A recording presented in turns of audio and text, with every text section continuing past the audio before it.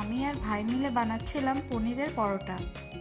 প্রথমে আমি পনিরটাকে স্ম্যাশ করে নিলাম, তারপর ভাই সবজিগুলো সব কুচি কুচি করে কেটে নেয়।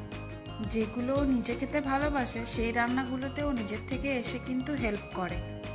আমি যখন ঠাকুমার জন্য নিরামিষ পনির পরোটা বানাচ্ছিলাম ততক্ষণে ভাইকে বলি তুই ওই পুরটা রেডি করে নে, ঠাকুমা তো নিরামিষ খায় আর এটাতে পেঁয়াজ দিয়ে বানাচ্ছিলাম।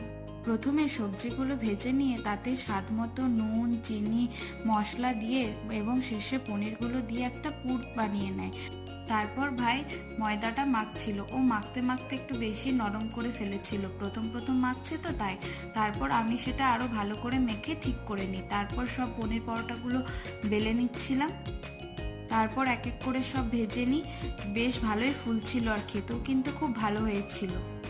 আমাদের ভিডিও ভালো লাগলে লাইক, কমেন্ট, শেয়ার আর সাবস্ক্রাইব করে দিও। দেখা হবে নেক্সট শর্টসে। বাই।